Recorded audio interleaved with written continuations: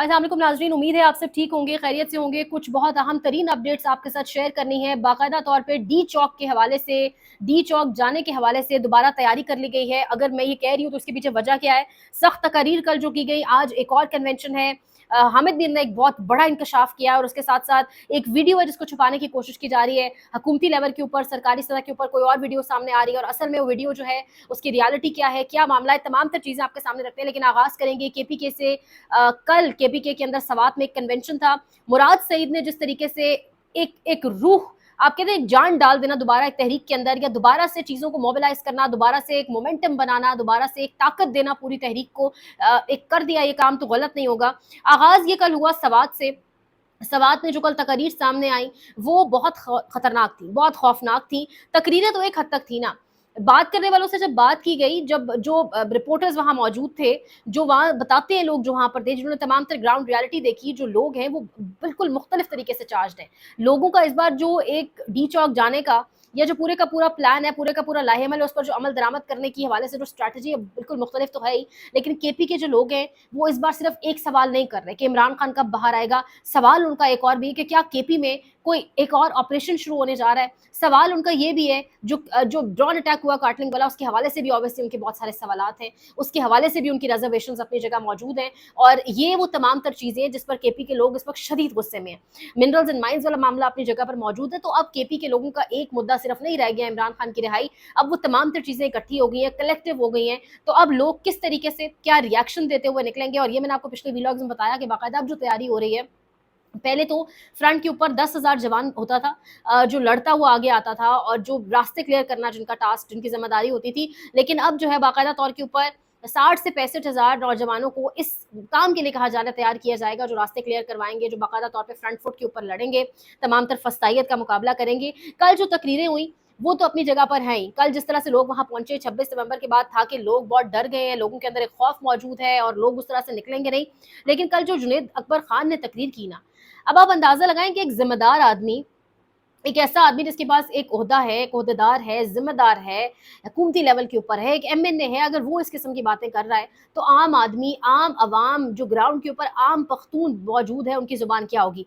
जुनैद अकबर खान ने कहा कि मेरे दिल में जो आपके लिए नफरत है, ये नफरत मैं अपनी नस्लों को देकर जाऊंगा। सिर्फ यही नहीं, जुनैद अकबर खान ने कहा कि आप जब भी आपकी कोई शहादत होती है, जब भी आपका कोई जनाजा उठता है, उसको हम शहीद कहते हैं, उसको हम गाजी कहते हैं, लेकिन हमारे शहीदों को अगर आप शहीद नहीं कहेंगे तो अब से हम भी आपके शहीदों को शहीद नहीं कहेंगे। उन्होंने कहा कि ये जो कानून नहीं मानते और खुद को मुल्क का चाचा मामा समझते हैं, हम इनको घसीटेंगे और इनसे कानून भी बनवाएंगे और आइन भी।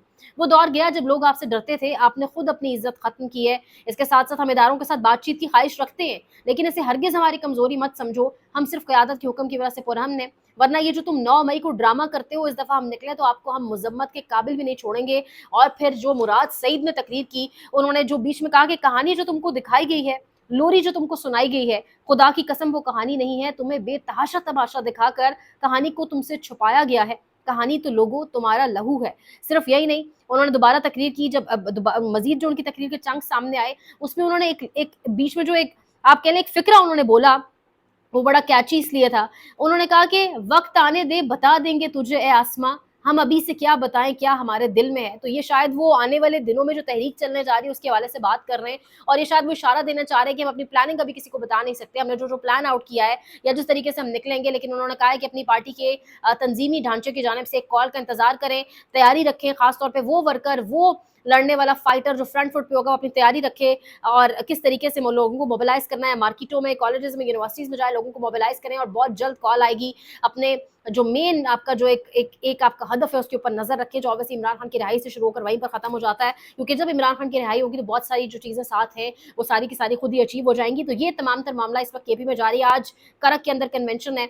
ये अब जो केपी के अंदर सिचुएशन बनती जा रही है ना, दूसरी जानिब अगर मैं आपको बताऊं तो मिनरल्स एंड माइंस वाला मामला, यानी पाकिस्तान तहरीक इंसाफ का सोशल मीडिया एक ऐसी तगड़ी पावर है, ऐसी तगड़ी चीज है जो बाकियों के साथ तो जो करती है اپنی پارٹی کے لوگوں کو بھی نہیں چھوڑتی اور اپنے پارٹی کے لوگوں کی بھی ایسی اکاؤنٹیبلٹی کرتی ہے. اب آپ اندازہ لگائیں, منرلز اینڈ مائنز کا فیصلہ واپس لینا پڑا ہے, معافی مانگنی پڑ گئی ہے قیادت کو, اور قیادت کو یہ کہنا پڑ گیا اپنے لوگوں سے, سوشل میڈیا کے اوپر جو ایک طوفان مچا اس کے بعد قیادت کو کہنا پڑ گیا جی کہ معاف کر دیں, عمران خان سے مشورہ کیا جائے گا, عمران خان سے بات چیت کی جائے گی اور اس کے بعد ہم فیصلہ کریں گے. تو یہ تمام تر معاملہ اس وقت تک جو ہے, تمام تر چیزیں آپ کے سامنے میں نے رکھنی تھی. اور اس کے ساتھ اب ہم آگے بڑھے اگر, تو امپورٹنٹ یہ ہے کہ CNN کو انٹرویو دیا ہے جی عارف الوی صاحب نے, اور انہوں نے باقاعدہ طور پہ CNN کو انٹرویو دیتے ہوئے کہا کہ کس طریقے سے پاکستان کے اندر عورتوں کو گھسیٹا گیا, عورتوں کو اپنا حق رائے دہی استعمال کرنے کے اوپر گھسیٹا گیا. اور انہوں نے اسٹیبلشمنٹ کے ایک سروے کا بھی ذکر کیا, اور انہوں نے کہا کہ اسٹیبلشمنٹ کی جانب سے ایک سروے کیا گیا تھا, اور اسٹیبلشمنٹ کا اپنا سروے بتاتا ہے کہ 90% مقبولیت جو ہے وہ عمران خان کو پاکستان کے اندر حاصل ہے.